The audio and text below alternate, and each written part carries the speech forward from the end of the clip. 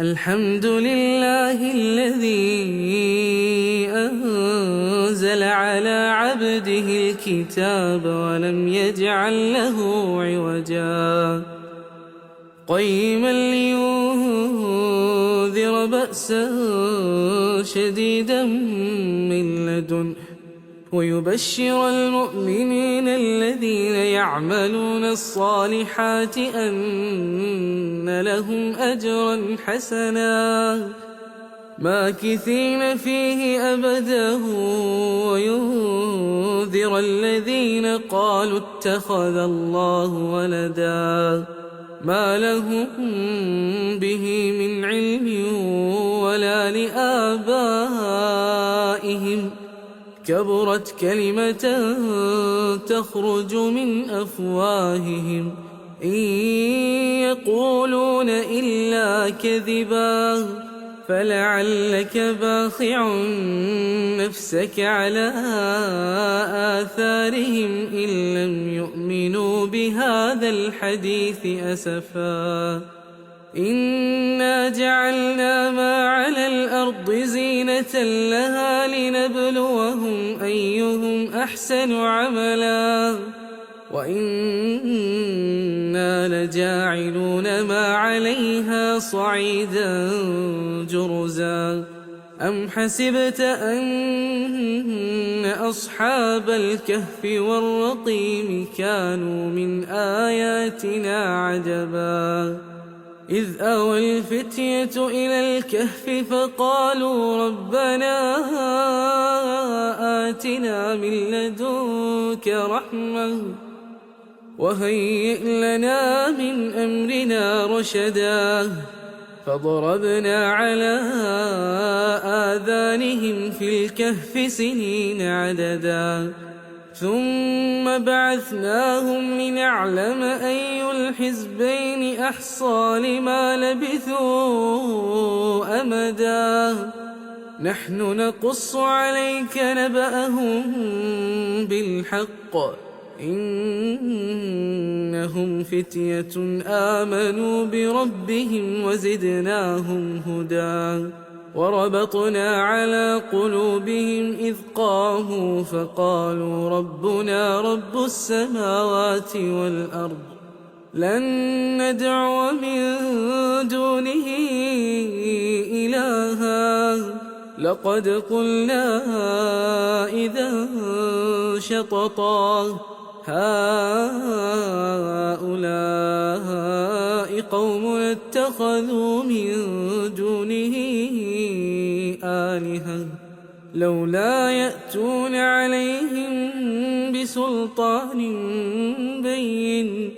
فمن أظلم ممن افترى على الله كذبا وإذ اعتزلتموهم وما يعبدون إلا الله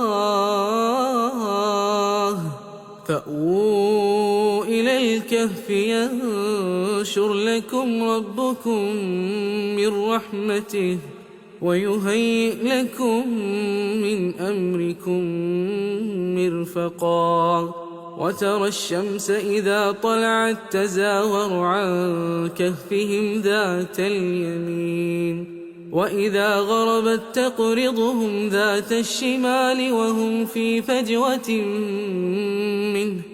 ذلك من آيات الله من يهد الله فهو المهتد ومن يضلل فلن تجد له وليا مرشدا وتحسبهم أيقاظا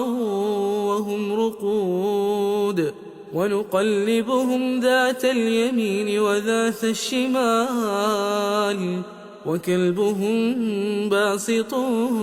ذراعيه بالوصيد لو اطلعت عليهم لوليت منهم فرارا ولملئت منهم رعبا وكذلك بعثناهم ليتساءلوا بينهم قال قائل منهم كم لبثتم قالوا لبثنا يوما أو بعض يوم قالوا ربكم أعلم بما لبثتم فابعثوا أحدكم بورقكم هذه إلى المدينة فلينظر أيها أزكى طعاما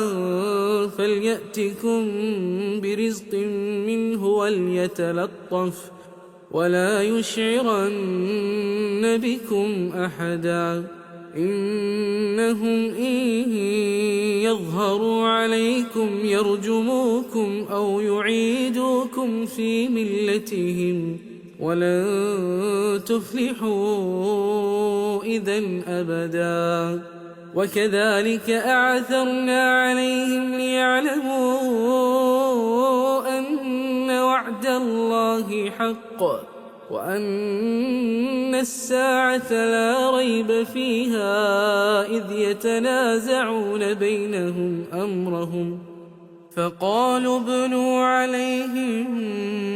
بنيانا ربهم أعلم بهم قال الذين غلبوا على أمرهم لنتخذن عليهم مسجدا سيقولون ثلاثة رابعهم كلبهم ويقولون خمسة سادسهم كلبهم رجما بالغيب ويقولون سبعة وثامنهم كلبهم قل ربه أعلم بعدتهم ما يعلمهم إلا قليل فلا تمار فيهم إلا مراء ظاهرا ولا تستفت فيهم منهم أحدا ولا تقولن لشيء إني فاعل ذلك غدا إلا أن يشاء الله واذكر ربك إذا نسيت وقل عسى أن يهديني ربي لأقرب من هذا رشدا ولبثوا في كهفهم 300 سنين وازدادوا 9 قل الله أعلم بما لبثوا له غيب السماوات والأرض أبصر به وأسمع ما لهم من دونه من ولي ولا يشرك في حكمه أحدا واتل ما أوحي إليك من كتاب ربك لا مبدل لكلماته ولن تجد من دونه ملتحدا واصبر نفسك مع الذين يدعون ربهم بالغداة والعشي يريدون وجهه ولا تعد عيناك عنهم تريد زينة الحياة الدنيا ولا تطع من أغفلنا قلبه عن ذكرنا واتبع هواه وكان أمره فرطا وقل الحق من ربكم فمن شاء فليؤمن ومن شاء فليكفر إنا أعتدنا للظالمين نارا أحاط بهم سرادقها وإن يستغيثوا يغاثوا بماء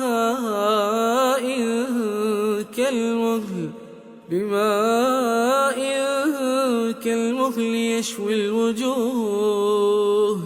بئس الشراب وساءت مرتفقا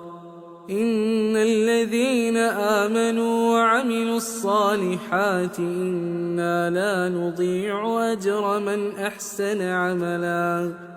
أولئك لهم جنات عدن تجري من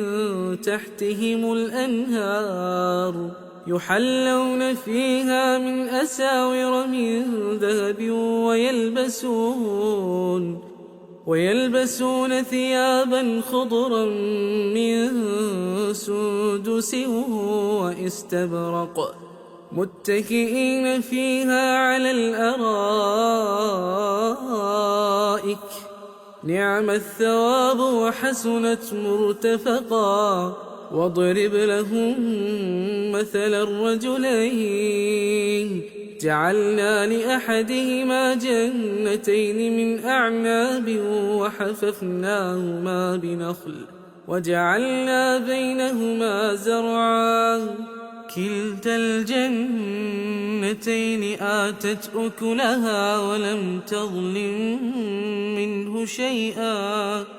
وفجرنا خلالهما نهرا وكان له ثمر فقال لصاحبه وهو يحاوره أنا أكثر منك مالا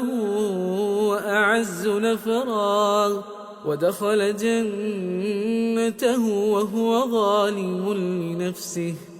قال ما أظن أن تبيد هذه أبدا وما أظن الساعة قائمة ولئن رددت إلى ربي لأجدن خيرا منها منقلبا قال له صاحبه وهو يحاوره أكفرت بالذي خلقك من تراب ثم من نطفة ثم سواك رجلا لكن هو الله ربي ولا أشرك بربي أحدا ولولا إذ دخلت جنتك قلت ما شاء الله لا قوة إلا بالله إن ترني أنا أقل منك مالا وولدا فعسى ربي أن يؤتيني خيرا من جنتك ويرسل عليها حسبانا من السماء فتصبح صعيدا زلقا أو يصبح ماؤها غورا فلن تستطيع له طلبا وأحيط بثمره فأصبح يقلب كفيه على ما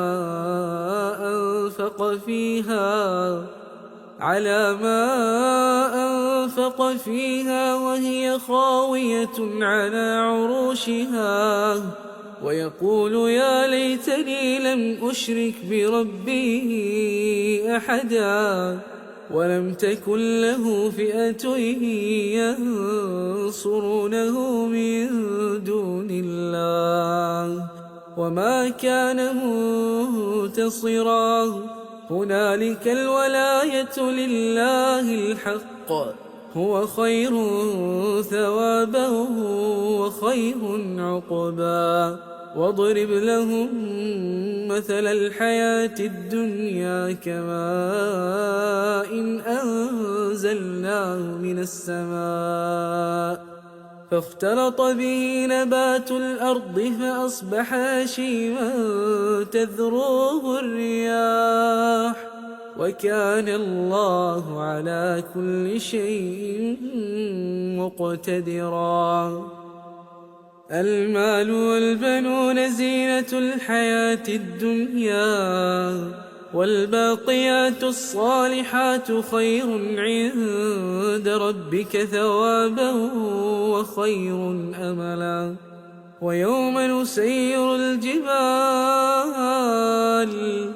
ويوم نسير الجبال وترى الأرض بارزة وحشرناهم فلم نغادر منهم أحدا وعرضوا على ربك صفا لقد جئتمونا كما خلقناكم أول مرة بل زعمتم أن لن نجعل لكم موعدا ووضع الكتاب فترى المجرمين مشفقين مما فيه ويقولون يا ويلتنا ما لهذا الكتاب لا يغادر صغيرة ولا كبيرة إلا أحصاها ووجدوا ما عملوا حاضرا ولا يظلم ربك أحدا وإذ قلنا للملائكة اسجدوا لآدم فسجدوا إلا إبليس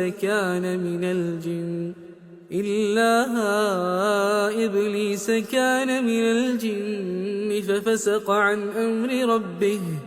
أفتتخذونه وذريته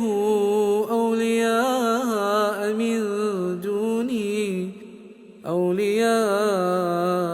من دوني وهم لكم عدو بئس للظالمين بدلا ما أشهدتهم خلق السماوات والأرض ولا خلق أنفسهم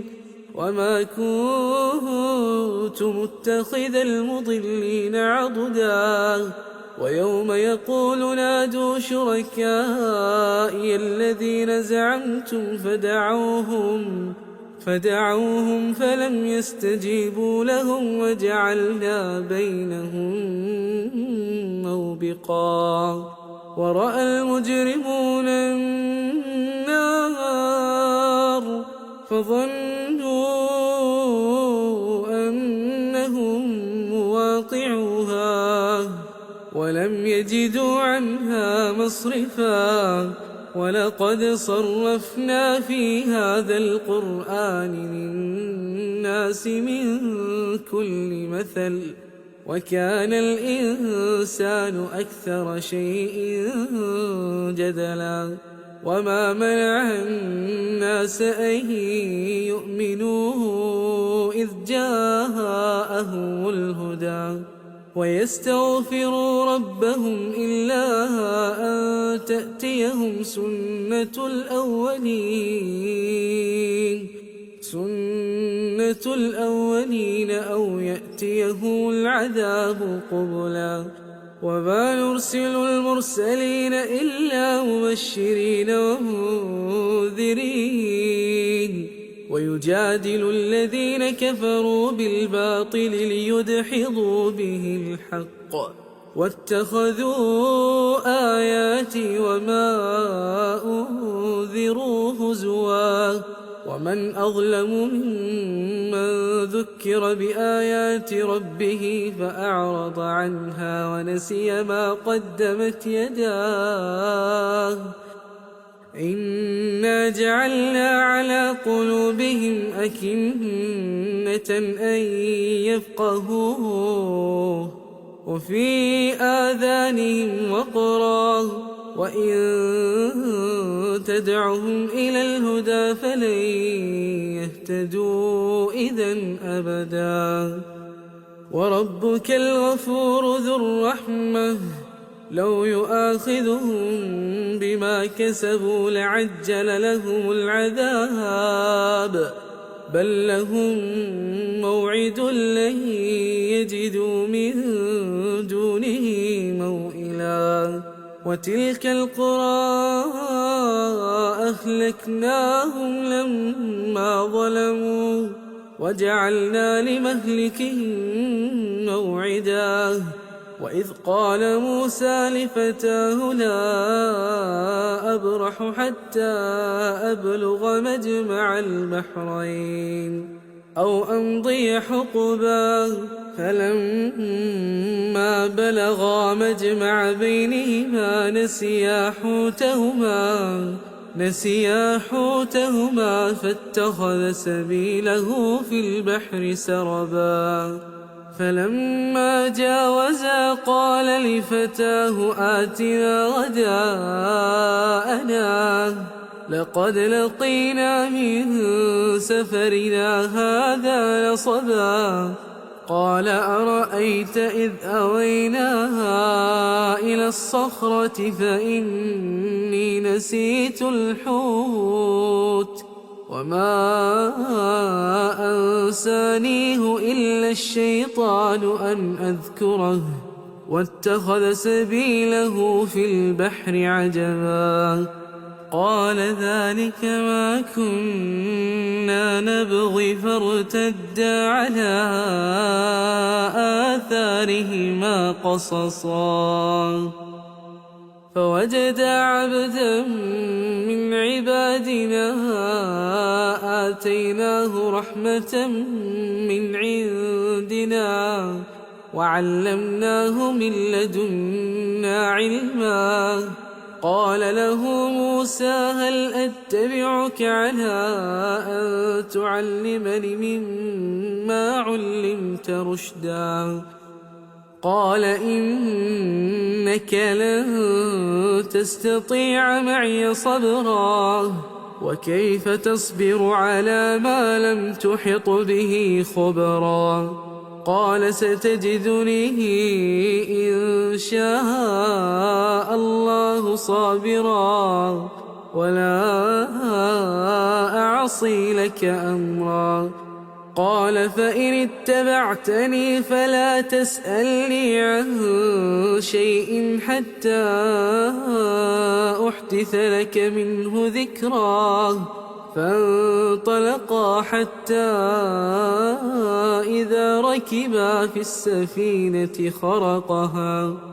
قال أخرقتها لتغرق أهلها لقد جئت شيئا إمرا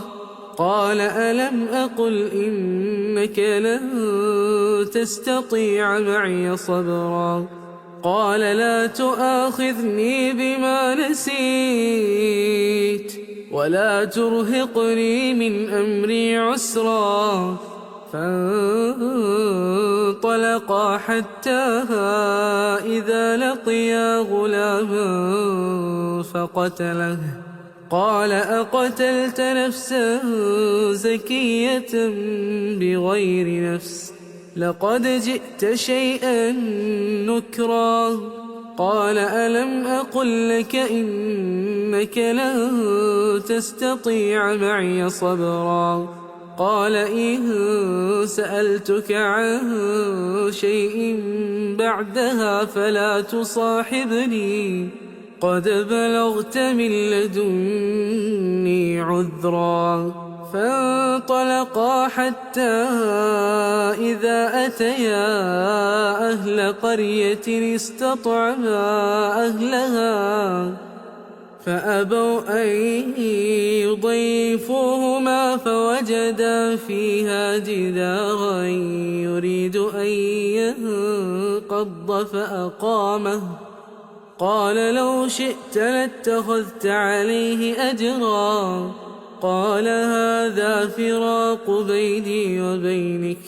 سأنبئك بتأويل ما لم تستطع عليه صبرا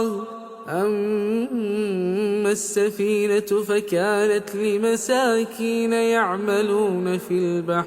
فأردت أن أعيبها وكان وراءهم ملك يأخذ كل سفينة غصبا وأما الغلام فكان أبواه مؤمنين فخشينا أن يرهقهما طغيانا وكفرا فأردنا أن يبدلهما ربهما خيرا منه زكاة وأقرب رحما وأما الجدار فكان لغلامين يتيمين في المدينة وكان تحته كنز لهما وكان أبوهما صالحا فأراد ربك أن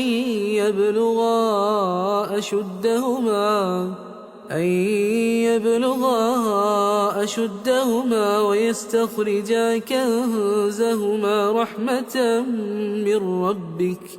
وما فعلته عن أمري ذلك تأويل ما لم تسطع عليه صبرا ويسألونك عن ذي القرنين قل سأتلو عليكم منه ذكرا إنا مكنا له في الأرض وآتيناه من كل شيء سببا فأتبع سببا حتى إذا بلغ مغرب الشمس وجدها تغرب في عين حمئة ووجد عندها قوما قلنا يا ذا القرنين إما أن تعذب وإما أن تتخذ فيهم حسنا قال أما من ظلم فسوف نعذبه ثم يرد إلى ربه فيعذبه عذابا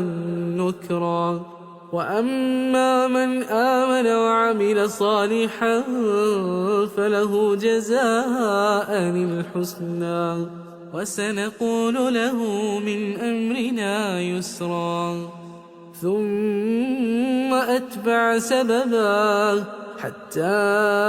إذا بلغ مطلع الشمس وجدها تطلع على قوم لم نجعل لهم من دونها سترا كذلك وقد أحطنا بما لديه خبرا ثم أتبع سببا حتى إذا بلغ بين السدين وجد من دونهما قوما لا يكادون يفقهون قولا قالوا يا ذا القرنين إن يأجوج ومأجوج مفسدون في الأرض فهل نجعل لك خرجا على أن تجعل بيننا وبينهم سدا قال ما مكني فيه ربي خير فأعينوني بقوة أجعل بينكم وبينهم ردما آتوني زبر الحديد حتى إذا ساوى بين الصدفين قال انفخوا حتى إذا جعله نارا قال آتوني أفرغ عليه قطرا فما استطاعوا أن يظهروه وما استطاعوا له نقبا قال هذا رحمة من ربي فإذا جاء وعد ربي جعله دكاء وكان وعد ربي حقا وتركنا بعضهم يومئذ يموج في بعض ونفخ في الصور فجمعناهم جمعا وعرضنا جهنم يومئذ للكافرين عرضا الذين كانت أعينهم في غطاء عن ذكري وكانوا لا يستطيعون سمعا أفحسب الذين كفروا أن يتخذوا عبادي من دوني أولياء إنا أعتدنا جهنم للكافرين نزلا قل هل ننبئكم بالأخسرين أعمالا الذين ضل سعيهم في الحياة الدنيا وهم يحسبون أنهم يحسنون صنعا أولئك الذين كفروا بآيات ربهم ولقائه فحبطت أعمالهم فلا نقيم لهم يوم القيامة وزنا ذلك جزاؤهم جهنم بما كفروا